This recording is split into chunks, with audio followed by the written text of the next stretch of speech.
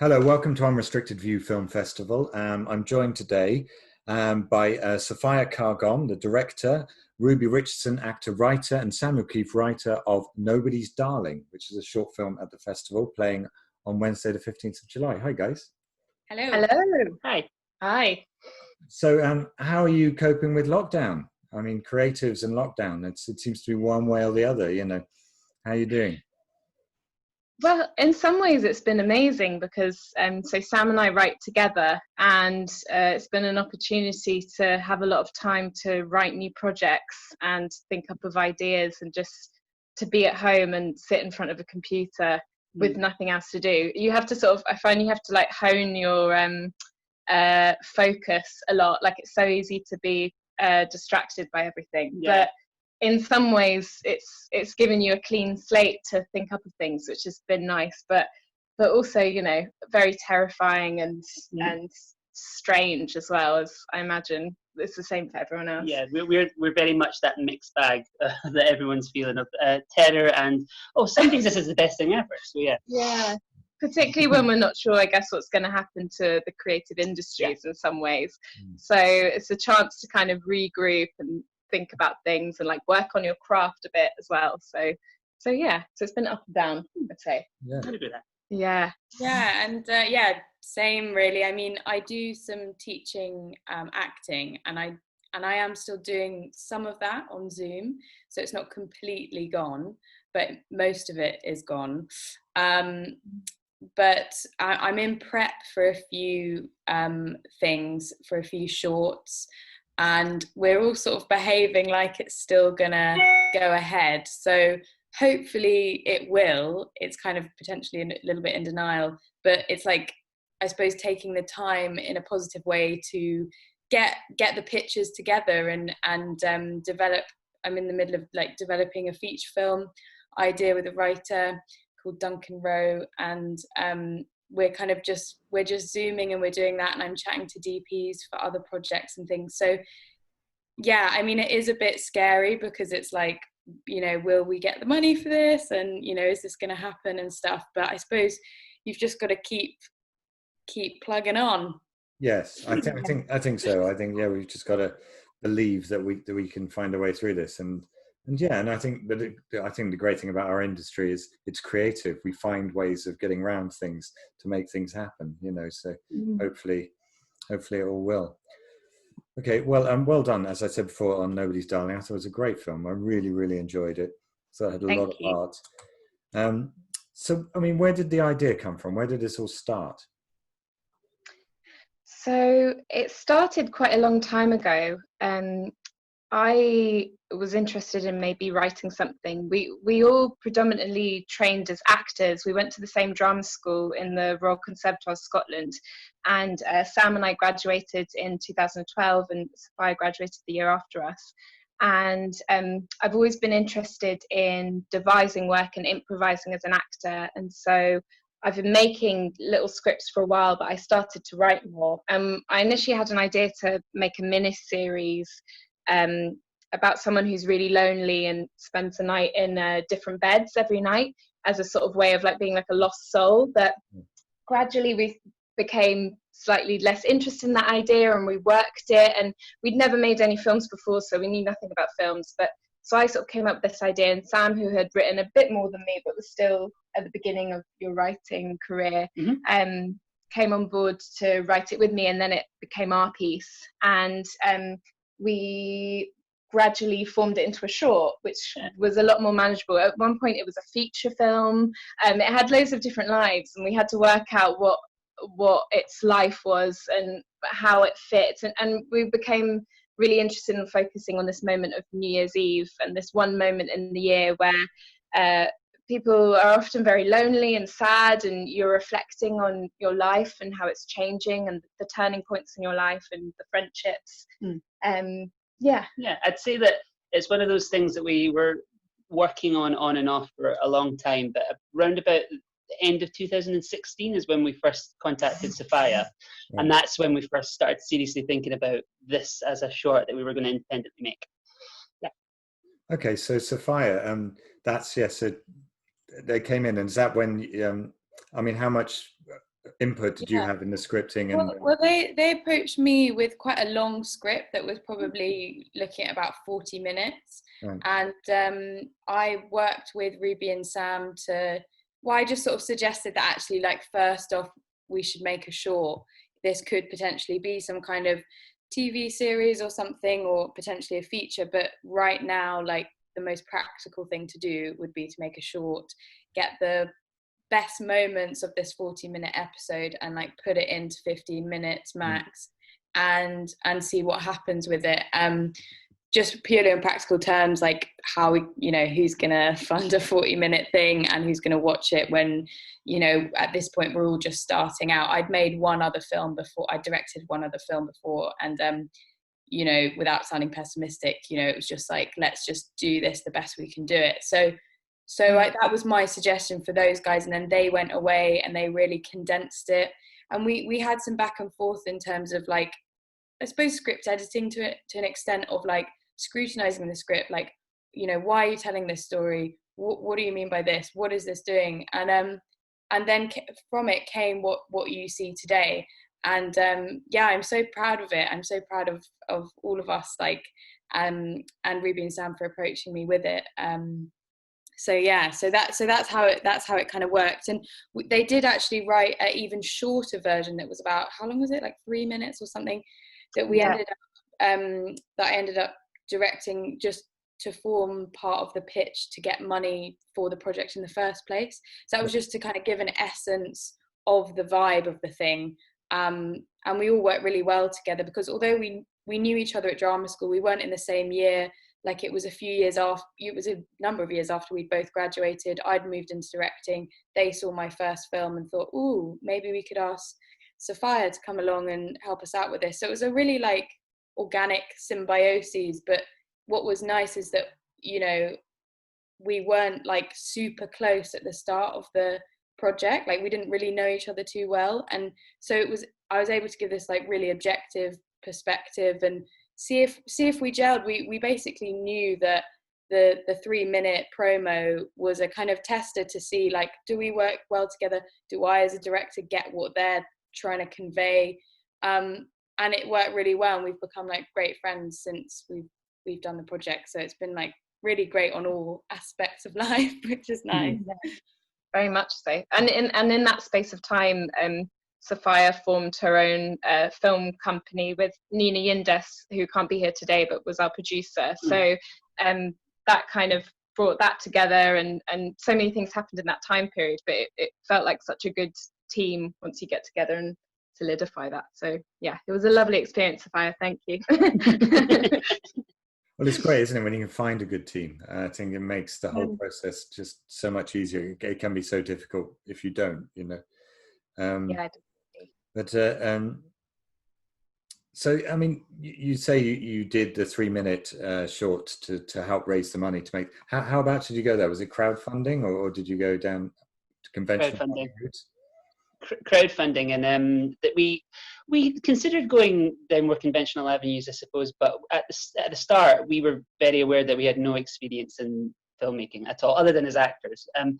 So it felt like it was maybe more realistic to crowdfund and for what we were trying to do. And yeah, we used Kickstarter for some of the budget, and what was the other one?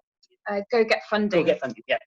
Right. So we had two. We started off with a budget, and then we sort of just decided to go full hog and do the 30-day time limit that Kickstarter does to kind of drum up a kind of pressure to like get it together, and then we could like give updates on how we're doing and gathering crew and create a bit of a following, which was really hard work, and it's terrifying. It's terrifying doing it. I mean, it's terrifying asking anyone for money. So you have to believe in yourself and know that it's worth it, and be like, this project, we're really passionate about it, we really want to make it, because otherwise you just get, you can get mortified. And we had to contact, like everyone we knew, everyone we thought might be interested in independent film, really like putting yourself out there and being like, this is what we want to make. And so we wanted to make the kind of it look as professional as possible. So that's why we kind of had like a pitch package, and we had a budget with a pie chart and just being like, we made this with little to no money, so imagine maybe what we could make with a little bit more, so that we can actually do it. And we paid everyone as well, which was important to us, because I know for a lot of indie shorts that's not always the case. A lot of people are giving up their time for free, so we really wanted to find people who, you know, we can give you a bit of money because we believe in like your skills and talent, and we want to kind of support filmmakers in that sense. So it was really amazing to have like the privilege to have access to that and to get that budget. So we were so grateful. Oh my God, yeah. And it was really surprising because you people do give you money. I mean, people do, and we had people that we didn't know, and so it was really lovely, and it was really supportive. And also, like with the crowdfunding campaign, because I wasn't hugely involved in it, I wasn't really involved in it at all. But you know, targeting famous actors who have money and who were so supportive to us. I mean, it's kind of like for every 100 emails you write, you know, 10 people reply and give money. But in our credits, we've got some amazing actors names that we give special thanks to, because, you know, they genuinely remembered what it was like to be a young artist trying to make work. And I think now more than ever it's more difficult, and in some ways it's easier, you can argue, but yeah, and they were really generous, weren't they? And amazing when we didn't like necessarily know them, you know. Yeah, no, it's great, isn't it? I mean, people sometimes really do step up and help you get this thing done, and sometimes you just have to ask, don't you? Sometimes, you know, I think that thing of, you know, don't be frightened, say to someone, can you help, you know? Absolutely. Yeah, the worst thing they can do is say no, and then it's like, fair enough, you know. Yeah. So how long was the shoot? How long did the whole shoot take? 3 days. 3 days? That's impressive. Yeah. Honestly, it was mental. Yeah. three long days, I imagine. Like, yeah, the amount of unit changes and all I mean, it was to the point where, like, you know, we were so crammed with, you know, unit changes, shot lists, everything. At the end of the you know, we had this situation, sorry, Ruby and Sam have heard this a million times, but, you know, at the end of the night, there's a scene where Ruby's chatting to this guy at the party, you know, and they're looking at the stars. And that was the last scene of a particular day. I think maybe it was day 2. And, you know, we had to wrap because, you know, we were pushed, the clock was going. And our DP, Johnny, said to me, he's like, so if we can only get one close up, you can have Ruby or Omar, who do you want? By this point, you know, we've been up for like 16 hours or whatever it is. And, you know, that's the challenge of a director, getting asked questions when you are in no fit state to be discerning. And my immediate reaction was Omar's. And he looked at me and he was like, are you sure Ruby's our lead character? And I was like, yes, Omar's. And thank God we did, because, you know, he drives the scene. And in that particular, Ruby's in every scene and she is our lead character, but in that particular scene, he drives the scene, he's got the funnier lines. So thank God we got his close up. And so it was fine in the edit, but it was that hairy moment where you're like, oh God, are we going to have enough coverage? And also you don't want to, you know, people are tired, and there is definitely a different thing between a shoot in London and a shoot when you're on location, when you're running a bit over. Because when you're on location, no one can go home. When you're in London, everyone is itching to go home, and fair enough. But, you know, we just had this crazy schedule because we were of limited budget. So it was what it was, but we made it work. Yeah, well done. Yeah. I'd say there was one particular scene that struck a chord with me, because I had to do a very long day shoot as an actor in a bathtub. And it was fine when I got in, but about 4 hours later, not so much, you know. Yeah, I feel your pain. Yeah, I just wondered if right. We had a problem with the hot water that day as well, didn't we?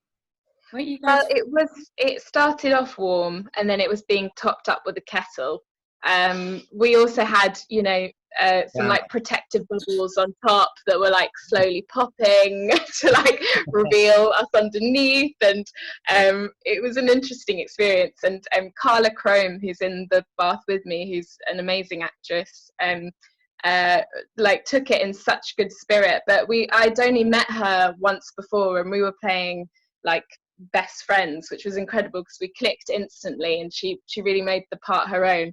But we were sort of lying together in a bath, like, I mean, that's the job of an actor. You're like, I've only known you maybe for like 8 hours, and here we are. Something. But it takes a particular person to be like comfortable with it, and that scene was like really fun. Like that was my favorite scene, even though we were a bit chilly by the end. I love that. I love that scene so much. One of the reasons why we had so many unit changes was because I was like adamant about that particular bathroom. And I think it paid off basically at the end of the day, because it just wouldn't have been as great if we didn't get the bathroom that we got, I feel. And it looks great, Yeah, it does. It's a really well shot scene, and it's a great location. It looks fantastic. All right, I'm going to ask each of you one question. Cool. Let's start with Samuel. Sam, who is your favourite writer? Gosh, a favourite writer. I don't have one favourite writer that comes to mind, but I can say the two that I'm really enjoying at the minute. There's a book by the writer Kwame Anthony Appiah called The Lies That Bind Us. I would highly recommend. He's a British-American Ghanaian philosopher. He's a really interesting guy. And we just went on a bit of a binge of Celine Sciamma films, and I just adore her work. We just watched Tomboy last night. We watched Girlhood last Water week. Lilies. Oh my gosh, anything she does, I love. So her. Fantastic. All right, good. And Ruby, who is your favourite actress? I think I have about 1 million, and it really changes day by day. But on that, I mean, because we've been watching a lot of Celine Sciamma, Adele Hanel is incredible, and her eyes are just like, I mean, you're just so drawn to her, everything she does on screen. But I mean, I also I really like Laura Dern. Everything that Laura Dern is in, I love, like guaranteed. So you have those certain actors that you're like, I know this is a good film because you've chosen to be in it. So yeah, among like a very long list that would keep us here all day, those two. Fantastic. And Sophia, of course, who's your favourite director? See, I don't have a favourite director. I just have loads of films that I like. I mean, it's not like, there isn't a director that like everything they do I love. But I'd say generally speaking, I really like Paul Thomas Anderson. I think he's amazing. Barry Jenkins, I love his films. Some of Wes Anderson's films, not all of them. Khalil Joseph is a director I've been following for many years, who mainly does music videos actually, but his work is extraordinary. It's just like, it's amazing work. So I'd say those 4 maybe I mentioned, who are generally speaking most of their films, but I'm more like have lots of, Thelma and Louise, for example, is one of my favourite movies, that kind of thing. So it's more different, lots of different films, but Oh, fantastic. Very inspired by those directors, Great. So once again, Nobody's Darling is playing on Wednesday, the 15th of July. You can get tickets at unrestrictedview.co.uk. Now, straight after this, we've got a trailer for our sponsor, Free at Last, Agatha Raisin, which is on again tomorrow night, 9 o'clock on Sky One. And but guys, thank you so much. So nice to meet you, and I'm sure we'll chat soon. But nice to meet you. Thanks a lot. Thank you so much. Cheers. Thank you. Great. Bye. Bye-bye. Death threats juicy enough for you? I hope you're not the amateur busybody that the police say you are. Right. Well, I'll show them. I thought I might take up a new hobby. The mating dance. Hot and reckless. I have something to confess. Deadly. You all set on the plan? All clear. Mingle. Eyes. Ears. Rogering that. I can assure you that I can get to the bottom of this for a never so professional fee.